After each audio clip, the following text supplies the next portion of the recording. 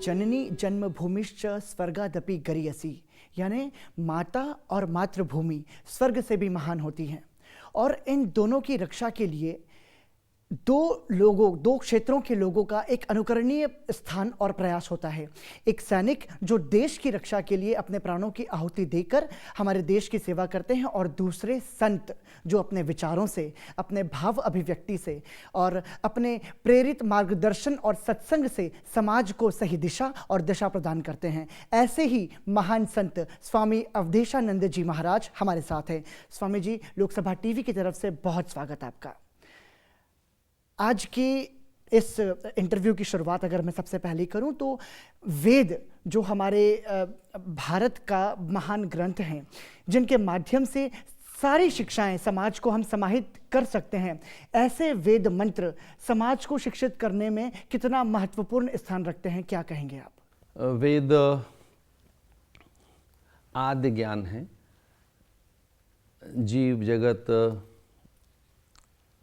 और जगन्नाथ के संबंधों की गुह्य गुत्थी और एक वह रहस्य, सत्य सत्य, जड़ चेतन, नित्य नित्य, सूचि असूचि, आत्मा अनात्म क्या है, ये जो विद्यमान है और प्रकृति है, ये क्या है।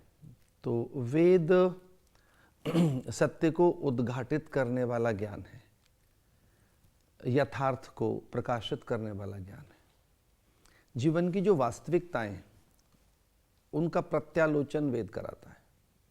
तो ऐसा कह सकते हैं कि वेद के माध्यम से व्यक्ति जैव जगत और निर्माता जो नियंता है, नियति है, प्रकृति है, उसके सच को जान सकता है। यहाँ सृष्टि में अंडज, पिंडज, उद्भिद, स्वेदज, जलचर, थलचर, नाना प्रकार के जीव हैं, उनकी अपनी प्रकृति है, स्वभाव है, गुण है, कर्म है। तो ऐसा कह सकते हैं कि प्रकृति के सच को जानना हो और स्वयं के सत्य को जानना हो, जीवन के यथार्थ को प्रकाशित करना हो, उस दिशा में जो सहायक है वह ज्ञान वेद है। और उसे पूरे संसार भर के वैज्ञानिक, वे न केवल शिक्षाविद, न भी केवल दार्शनिक और मनीषी, बल्कि वैज्ञानिक भी इस बात को मानते हैं कि इस धरती पर ज्ञान का पहला प्रकाश जिसके माध्यम से हुआ वह वेद है। स्वामी जी, वेदों के बहुत सारे कार्यक्रम आयोजित पहले भी हो चुके हैं। इंदौर में जो ये कार्यक्रम आयोजित होना है, ये पुराने कार्यक्रमों से या वेद के अन्य आयोजनों से कितना भिन्न है? इस आयोजन में चारों वेदों की पांचों उनके शाखाएं और क्रम पाठ, घन पाठ, जटा पाठ होना है। तो ये एक वैज्ञानिक स्वर वहाँ होगा।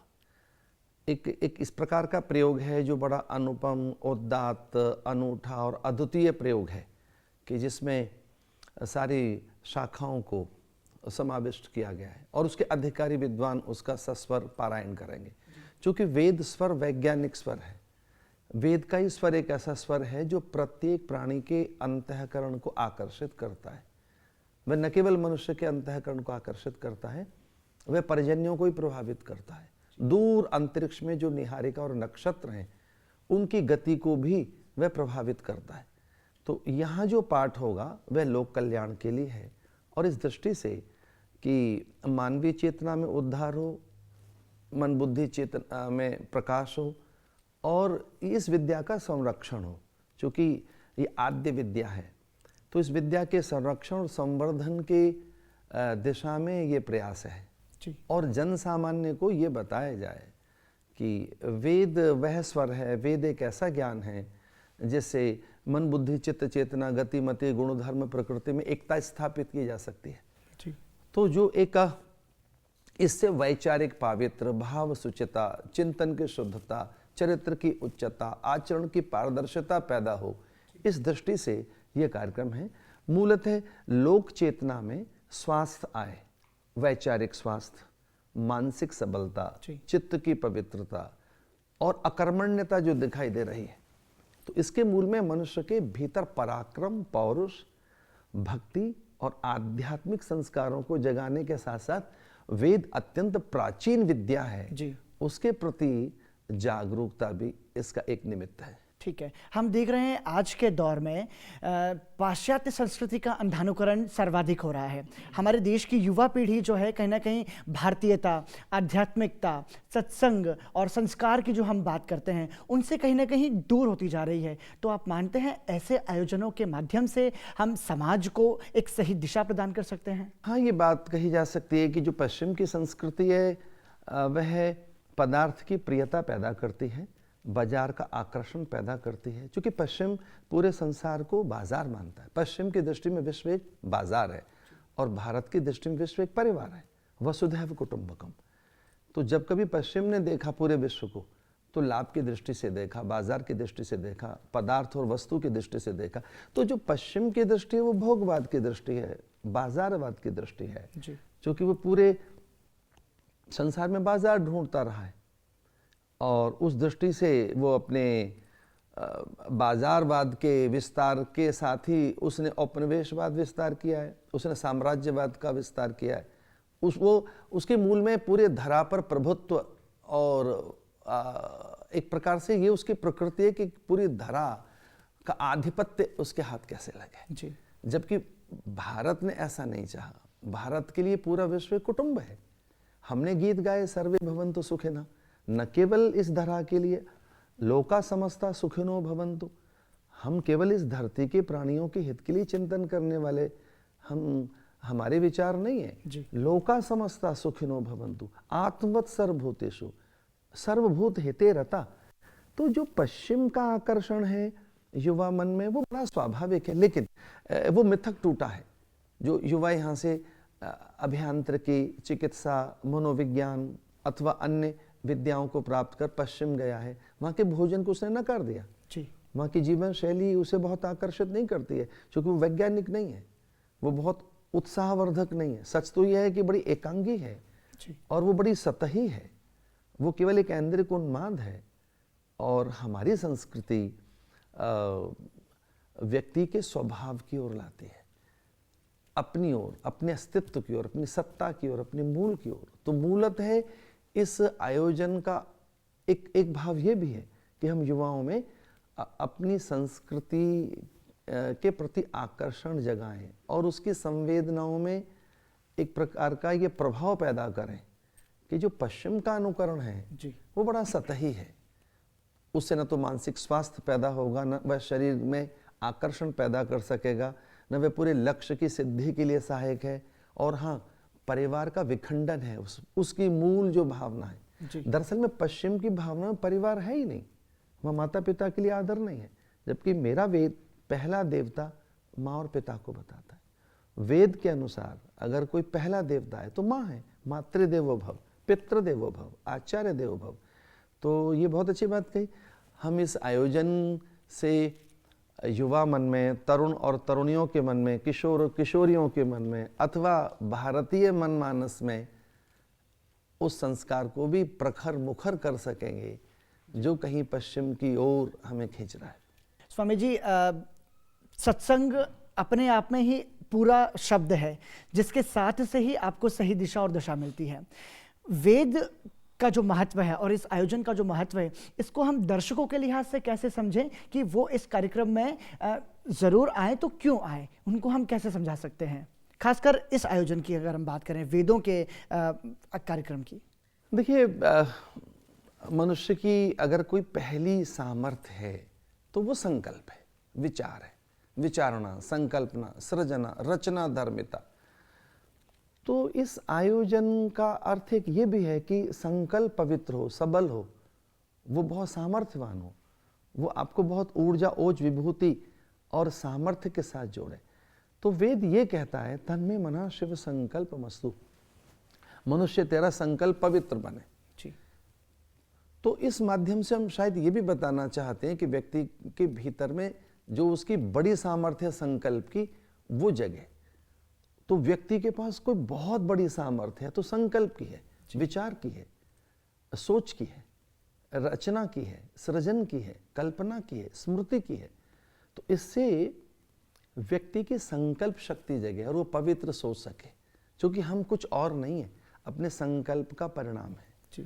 मनुष्य के पास दो स्वाभाविक विभूतियां हैं जन्म से। पहली है चिंतन की स्वायत्तता, दूसरी है कर्म की स्वतंत्रता। एक और भी है विचार स्वायत्तता। हम अभिव्यक्ति में स्वतंत्र हैं, तो हमारी अभिव्यक्ति, हमारी चिंतना, कल्पना, हमारी विचारणा, हमारी सोच, कोई पूछे हम हैं क्या? हम अपनी सोच का ही तो परिणाम है। मनुष्य अपनी सोच की फसल है, अपने सोच का उत्पाद है, अपने सोच का ही वो प्रतिफल है। मूलतः हमारे हाथ में जो परिणाम जीवन के आते हैं वो हमारी सोच के, हमारे विचार के, संकल्प के, चिंतन के। तो वेद हमें चिंतन की शुद्धता देता है, वैचारिक पवित्रता देता है। एक और बात, वेद के माध्यम से व्यक्ति अपने पवित्र संकल्प जगा सकता है जिसमें विराट हो सकता है। एक और बात, मनुष्य की नियति अनंत होना है। जो मनुष्य की नियति है वो अनंतता है।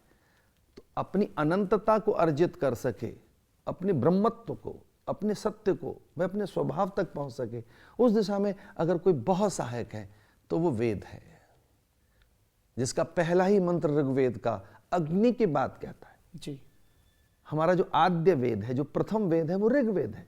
तो ऋग्वेद का पहला मंत्र ही अग्निमीलम पुरोहिते, जो अग्नि की बात कह रहा है, एनर्जी की बात कह रहा है, ऊर्जा की बात कह रहा है, उत्साह की बात कह रहा है।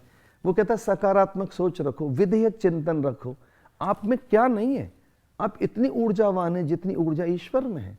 तो अरे मनुष्य, अपनी ऊर्जा, अपने उत्साह, अपने संकल्प को संभाल कर रख, क्योंकि तेरे पास इतनी एनर्जी है, इतनी ऊर्जा है कि तू अनंत हो सकता है।